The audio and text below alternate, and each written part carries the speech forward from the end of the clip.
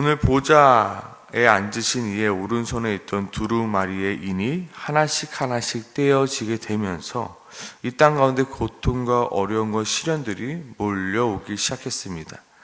이로 인하여 많은 일이 죽게 되었고 경제적인 어려움들도 몰려오기 시작했습니다. 특히 교회는 더 많은 어려움과 시련들을 감당해내야만 했습니다. 그 과정에서 많은 이들이 교회를 떠나갑니다. 자신에게 닥친 힘든 시련들로 인하여 신앙을 버리는 이들이 많이 있습니다.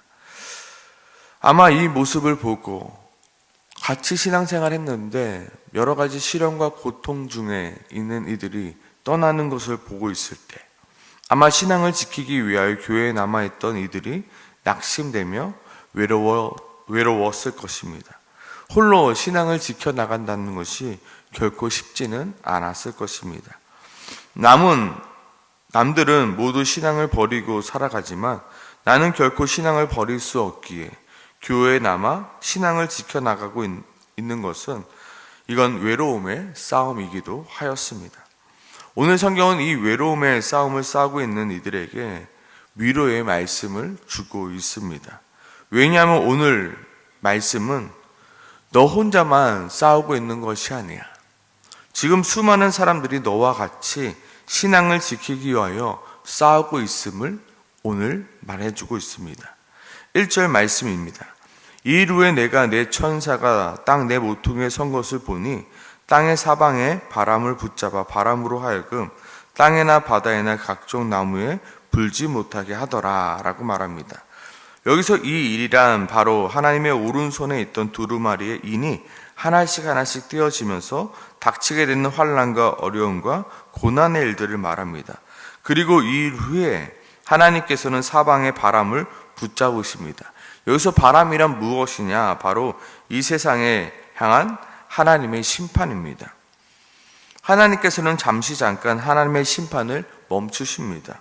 그리고 하나님께서 그 심판을 멈추신 이유에 대해서 3절은 이렇게 설명하고 있습니다. 우리가 우리 하나님의 종들의 이마에 인치기까지 땅이나 바다나 나무를 해하지 말라 하더라. 지금 하나님의 인침을 받은 이들이 있다라고 말하고 있습니다. 그리고 그 숫자가 무려 14만 4천 명이라 말합니다. 이는 정확히 숫자적으로 14만 4천 명이라고 말하는 것이 아니라 무수히 많은 숫자를 가르치는 상징적인 숫자입니다. 또한 이는 구절 속 아무도 능히 셀 수 없는 큰 무리와 같은 뜻을 가진 것입니다. 지금 하나님께서는 천사를 통하여 하나님의 종들의 이마에 인을 치고 있습니다. 또한 이는 9절 능히 셀 수 없는 큰 무리로 흰 옷을 입고 손에 종려 가지를 들고 보좌 앞과 어린 양에서 찬양을 하고 있는 이들의 모습과 오버랩되고 있는 모습입니다. 오늘 본문 1절에도 이 일 후에 어떠한 일들을 보게 되는가에 대해서 이야기하고 있고요. 9절에도 똑같이 이 일 후에 어떠한 일들을 보게 되는가에 대해서 이야기하고 있습니다. 이는 요한계시록의 문학적인 특징입니다. 같은 일을 계속해서 반복해서 설명하고 있는 것입니다. 똑같은 내용인데요. 그것이 계속해서 반복해서 조금은 좀 더 다른 관점에서 계속해서 반복해서 이야기하고 있는 내용이 바로 오늘 본문과 같은 내용입니다. 즉 그 이마에 인침을 받은 14만 4천 명이 9절에도 동일하게 말하고 있는 각 나라와 족속과 백성과 방언에서 아무도 능히 셀 수 없는 큰 무리로 나타나게 된 것입니다. 그러자 한 장로가 물어보죠. 13절입니다. 장로 중 하나가 응답하여 나에게 이르되 이 흰옷 입은 자들이 누구며 또 어디서 왔느냐라고 묻습니다. 그러자 하나님께서는 이렇게 대답했죠. 이는 큰 환난에서 나오는 자들인데 어린 양의 피에 그 옷을 씻어 희게 된 자들이다라고 말합니다. 여기서 우리가 잊지 말아야 될 것은 무엇이냐면 우리가 무엇을 잘하였기에 우리의 이마에 인침을 받은 것이 아니라는 것입니다. 오늘 성경에서는 누구에게 인을 쳤느냐, 어떠한 조건에 그들이 인을 받게 되었는가에 대해서 설명하지는 않고 있습니다. 그저 하나님께서 그들의 이마에 인을 치셨다라고 말합니다. 또한 우리가 무엇을 잘하였기에 흰옷을 입고 손에 종려나무를 들고 보좌와 어린 양의 앞에 서서 찬양할 수 있는 것이 아닙니다. 어린 양의 피로 씻김을 받은 이들이 나올 수 있는 것입니다. 우리는 아무 자격 없이 하나님의 은혜로 인침을 받게 된 자들입니다. 우리는 아무런 노력 없이 어린 양의 피로 구원을 받아 깨끗게 되어진 자들입니다. 그들이 지금 하나님 앞에 나오고 있는 것입니다. 내가 무엇을 잘하였기에, 내가 무엇을 노력하였기에 그 환난을 통과해서 나온 것이 아니라요, 내가 하나님의 그 인침을 받은 자이기에, 내가 그 어린 양의 피로 희게 된 자들이기에 그 환난을 통과할 수 있게 된 것입니다. 이것을 거꾸로 생각하면 안 되는 것입니다. 내가 환난을 통과했기에 그 머리에 인을 치고, 내가 환난을 통과했기에 어린 양의 피로 깨끗하게 된 것이 아니라 내가 하나님의 인침을 받은 자가 되었기에, 내가 어린 양의 피로 깨끗하게 되었기에 그 환난을 통과할 수 있게 된 것임을 우리는 알아야 하는 것입니다. 우리 노아 또한 있습니다. 노아가 당대 의인이었기에 하나님의 구원을 받은 것이 아닙니다. 그 원문을 보면 노아가 하나님의 눈에 은혜를 발견하였다. 하나님의 긍휼하신 은혜 때문에 노아가 구원을 받은 것입니다. 우리 또한 마찬가지입니다. 하나님의 긍휼하심이, 하나님 눈에 나를 향한 그 긍휼하심이 있기에 내가 구원을 받은 것입니다. 모든 구원은 하나님으로부터 온 것이지 나로부터 시작된 것이 아님을 우리는 알아야 합니다. 하나님께서 내 이마에 인을 쳐주셨습니다. 왜요? 알 수 없습니다.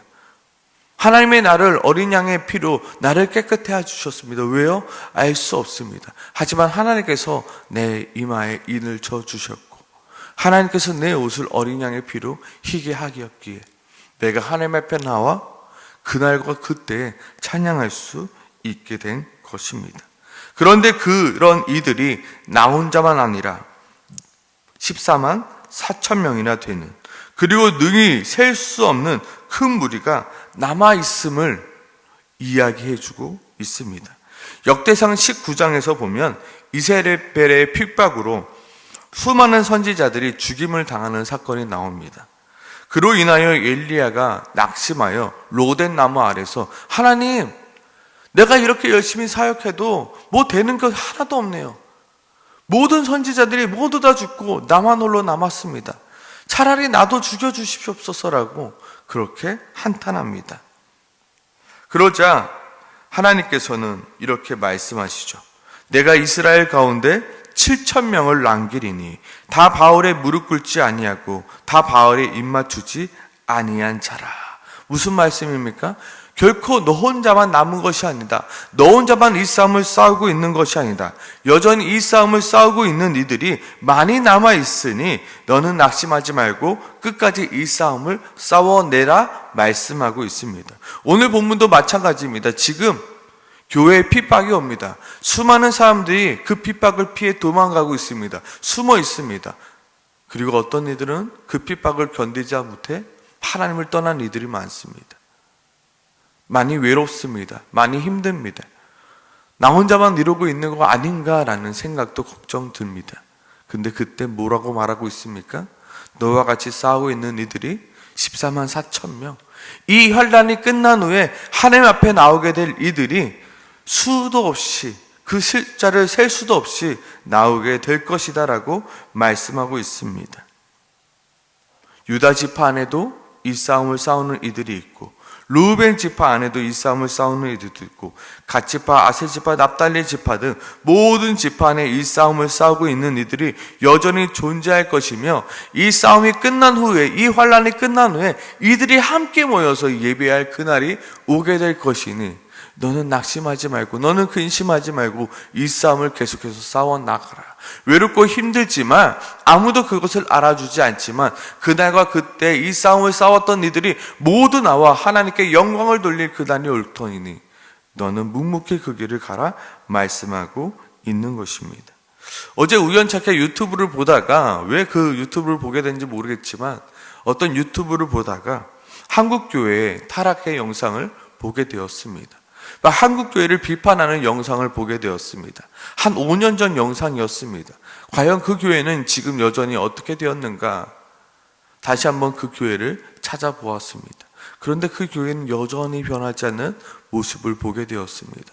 그런데 이제는 5년 전에는 여러 사람들이 그 교회를 향하여 비판하고 비난하며 계속해서 그 교회를 바꾸려고 노력하였지만 이제는 그러한 움직임조차 없는 것을 보게 되었습니다.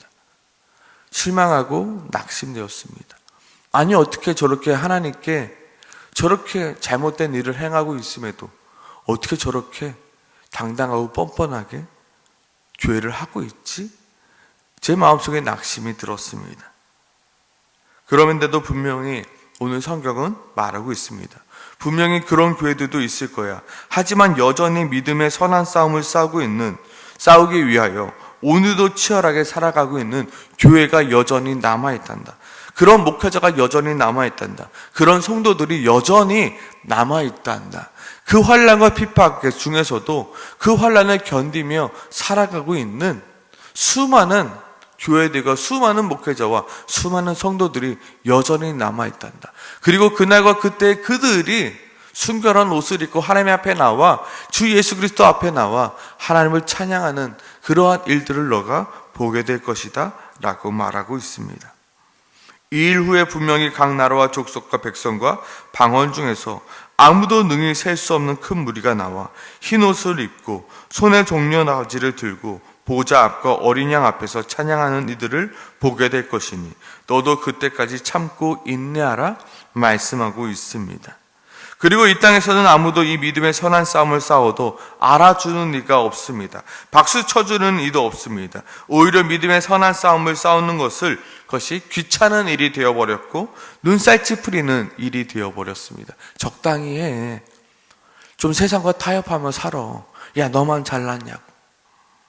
하지만 그날에 믿음의 선한 싸움을 싸운 이들이 함께 모여 하나님을 찬양하며 하나님을 섬기는 그날이 오게 될 것입니다. 지금은 믿음의 선한 싸움을 싸운다고 줄이기도 하고 목마르기도 할지라도 그날에는 줄이지도 아니하며 목마르지도 아니하며 해나 아무 뜨거운 기운에 상하지도 아니할 그날이 오게 될 것입니다.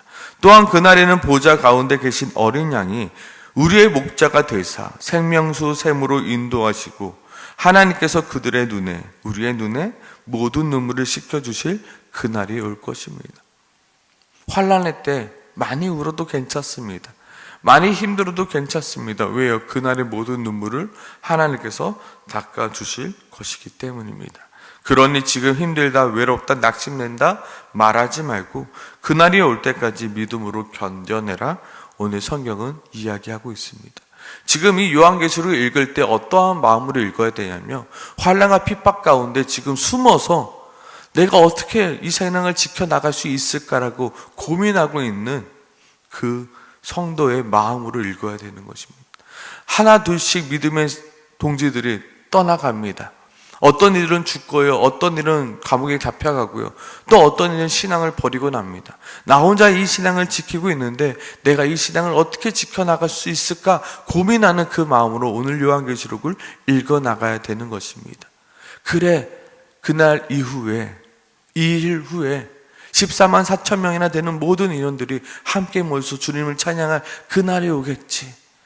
수많은 셀 수도 없는 무리들이 그래 다 같이 나와서 하나님을 예배하는 그날이 오겠지.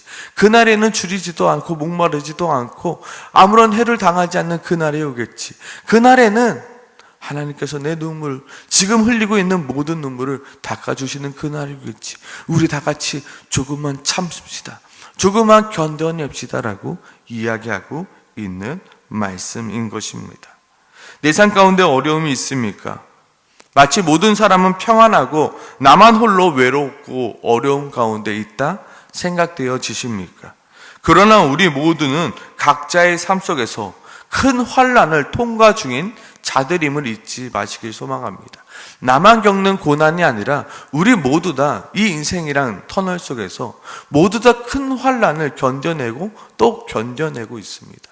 나 혼자만 어려운 것이 아니라요, 옆 사람들에도 어려움이 있다는 것입니다. 말하지 못하고는 있지만, 알 수는 없지만 나 혼자 끙끙거리고 있는 그 어려운 환난을 통과 중에 있다는 것입니다. 그 싸움을 끝나고 나서 결국 함께 모여서 주님을 찬양할 그날이 온다는 것입니다. 왜 나만 겪는 고난이냐고 불평하지 말라십시오. 낙심하지 마십시오. 우리 모두 각자의 고난 가운데 살아가고 있습니다. 우리 각자 그 모든 고난 가운데 몸부림치고 있는 것입니다. 그러나 우리 모두 하나님의 은혜로 말미암아 그 고난을 결국 통과할 자들입니다. 왜냐하면 우리는 하나님의 인치심을 받은 자들이기 때문입니다. 우리는 예수 그리스도로 말미암아 우리의 옷이 희게 된 자들이기 때문입니다. 결국 우리의 결말은 하나님의 보호자 앞에 나아가 하나님을 찬양하며 하나님을 경배하며 줄이지도 목마르지도 아니하며 아무런 해를 당하지도 아니하며 우리의 모든 눈물을 닦아주실 그날을 우리는 기대하며 견디며 나아가는 자들입니다. 오늘 하루도 묵묵히 견뎌내며 묵묵히 그날을 기대하며 살아가는 우리 모두가 되길 소망합니다. 함께 같이 기도하겠습니다.